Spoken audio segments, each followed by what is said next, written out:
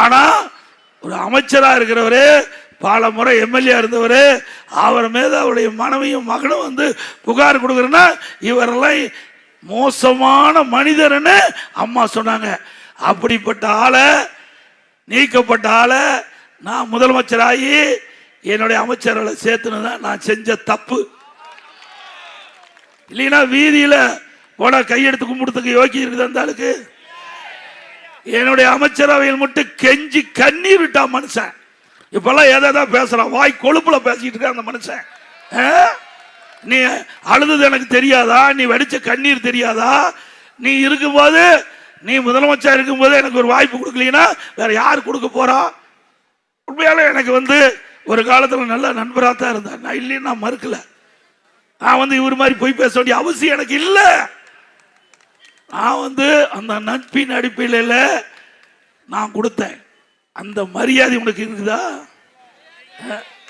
நன்றி மறப்பது நன்றன்று, நன்றே அல்லது அன்றை மறப்பது நன்று 2000 முன்னே ஐயன் திருவள்ளுவர் சொல்லிட்டு போனார்.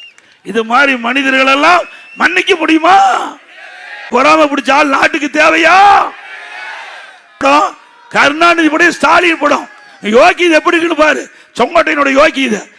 இவர் நாட்டு மக்களுக்கு நன்மை செய்யறவரா? அப்பவே பிடிஎம்க்கு போயிட்டாரு. நான் கண்டுபிடிச்சிட்டேன், நீ திமுகவுடைய உளவாளியா இருப்பதுன்னு கண்டுபிடிச்சாச்சு. இப்ப எங்க போயிட்டாரு? அங்க போய் துண்டை அணிவிக்கிறாரு. கேவலம் துண்டை போய் வாங்குறாரு. இப்ப யாரு போட்டா வச்சிருக்காரு? அதுல எல்லாம் கைதேர்ந்தவர். சேர வேண்டிய இடத்துல தான் சேர்ந்திருக்காரு. திரு செங்கோட்டையன் அவர்களே, நீ 100 நாள் ஜெயில் இருந்துட்டு வந்திருக்கிற. வந்துட்டு இருந்தார்ல, நீ யோகியமானாலா? என் மேல கேஸ் போட்டாங்க, நெடுஞ்சாலைத்துறையில ஊழல் கேஸ் போட்டாங்க. கேஸ் போட்டவனே நீதிமன்றத்தில் வந்து வாபஸ் வாங்கின RS பாரதி சொன்னாங்க. செங்கோட்டையன் அவர்களே, சிந்திக்க வேணும் என்று நாக்கு இருக்குது, வாக்கு பேசுன அசிங்கமா போய் ரோட்ல நடக்க முடியாது. அத்தனை ஆதாரத்தை வச்சிருக்கிறேன்.